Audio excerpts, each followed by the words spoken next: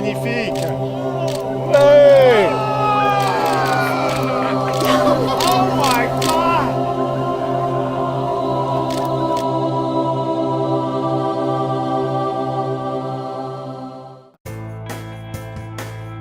Après avoir observé l'éclipse totale de soleil du 21 août 2017 aux USA, puis traversé l'Amérique sur la route de l'ombre de la Lune, nous n'avons désormais plus que quelques centaines de kilomètres à parcourir pour arriver à Charleston.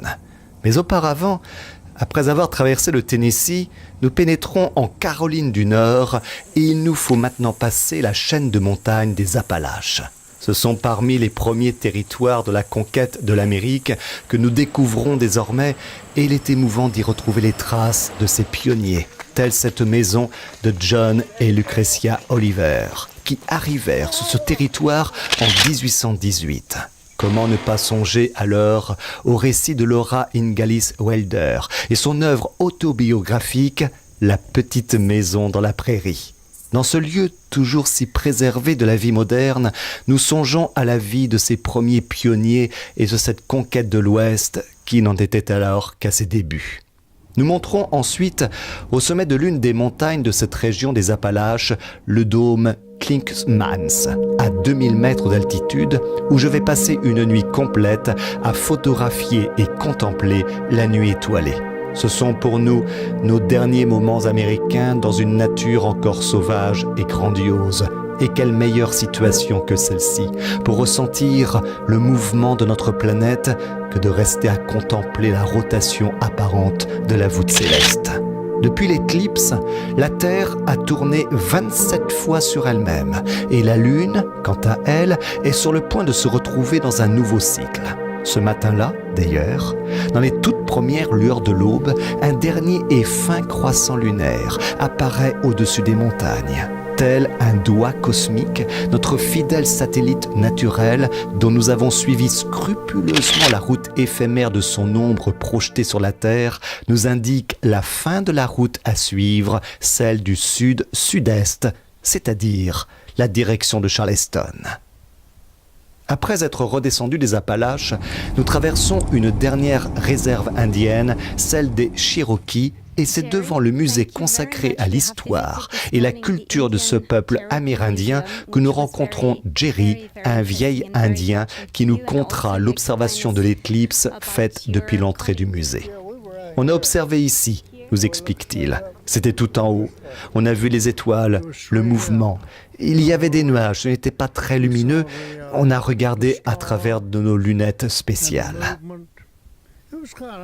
C'est aussi avec amusement qu'il nous conte, tout d'abord dans sa langue cherokee, la légende ancienne de sa tribu sur l'éclipse. Lorsque le soleil devient noir, c'est la grenouille qui avale le soleil, nous explique-t-il. Mais c'est à vrai dire surtout d'un autre sujet que voudra nous entretenir Jerry. En apprenant que nous étions de France, il tiendra à nous conter dans une longue et extraordinaire interview le débarquement du 6 juin 1944 auquel il participa et qui le marquera pour sa vie. Cette rencontre nous touchera droit au cœur et nous garderons pour longtemps le visage de ce vieil Indien Cherokee rencontré par la magie d'une éclipse totale de soleil. C'est avec une réelle émotion que nous reprendrons notre route qui nous fera arriver dans la capitale de la Caroline du Sud, à Columbia, notre toute dernière ville avant Charleston. Comme toujours, ce sera sans aucune préparation que nous irons à la recherche d'un témoignage sur l'éclipse. Et nous finirons par atterrir au centre de culture scientifique de la ville où je savais qu'un bel observatoire y trônait. Nos souhaits seront exaucés au-delà de nos espérances. Après avoir traversé de superbes salles consacrées à l'histoire de l'astronomie en Caroline du Sud et en Amérique, nous pénétrons dans une coupole abritant une magnifique lunette des années 1920. L'instrument est alors pointé vers notre étoile, dont l'image peut être contemplée directement à l'oculaire, mais aussi devant un grand écran. 2 astronomes sont là pour donner des explications sur le Soleil, banale étoile. perdue parmi les centaines de milliards d'étoiles de notre galaxie, mais une étoile si précieuse pour nous et d'une taille démesurée devant lequel on pourrait aligner 110 fois la Terre. Durant la petite heure que nous passerons sous cette coupole, nous vivrons une véritable complicité avec ces deux astronomes. Junu Verma nous donnera son témoignage sur cette journée si particulière de l'éclipse. The observatory from Columbia, South Carolina, and you had a very special experience for the eclipse, I heard. Can you tell us about it? On avait une éclipse à 100%, nous explique-t-elle. Et c'était vraiment extraordinaire. C'était la première fois pour moi dans ma vie. 2 minutes et 36 secondes. C'était le soleil noir. On a vu la couronne. On peut la voir seulement durant l'éclipse totale. C'était impressionnant. Et en plus de cela, on l'a vu avec Monsieur Charles Duck, l'astronome de Caroline du Sud qui a marché sur la Lune avec Apollo 16. Non seulement il a raconté son histoire, mais en plus, sa femme a donné son témoignage sur ce qu'elle avait vécu et ressenti. C'était vraiment impressionnant. L'astronome Charles Duck faisait partie de l'avant-dernière mission lunaire en 1972. Juste avant de quitter la Lune, il a fait quelque chose à la fois si simple et si chargé de symboles. Il a laissé sur le sol lunaire une photographie de sa famille.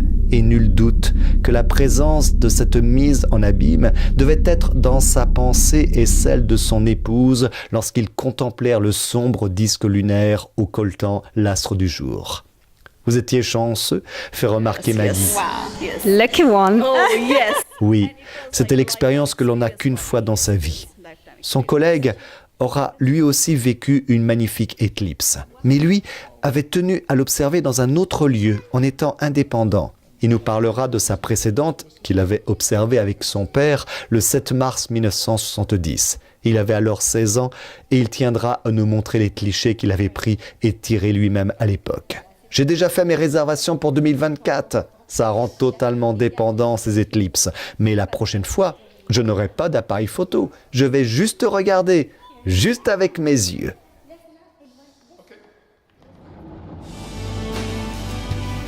Il ne nous reste plus qu'à peine 200 km de route pour arriver à Charleston, au bout de notre aventure sur la route de l'ombre de la Lune. Le compte à rebours continue de s'égrener. L'émotion est palpable au sein de notre véhicule. Des fragments d'images de nos différentes aventures vécues en Amérique se bousculent dans nos esprits. La contrainte de cette route de l'éclipse aura ainsi été un merveilleux prétexte et un formidable élément catalysant de rencontres humaines.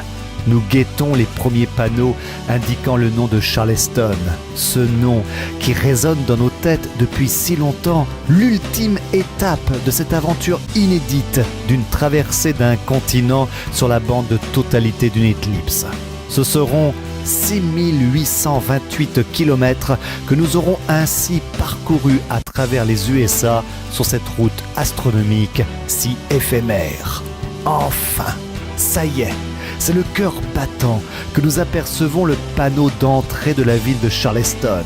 Nous gagnons donc notre pari avec 8 heures, 1 minute et 21 secondes d'avance sur la Lune. Mais il nous reste encore à traverser la ville de Charleston pour découvrir l'océan Atlantique.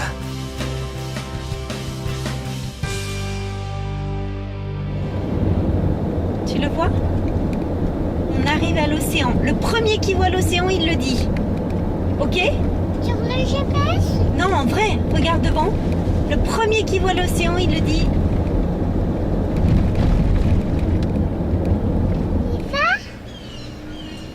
On est au bord de l'océan.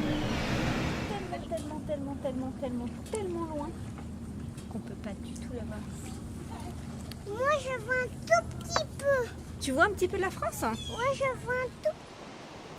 Et ce qui va nous frapper en arrivant sur la plage de Charleston, c'est que l'odeur de l'océan Atlantique n'est pas la même que celle du Pacifique.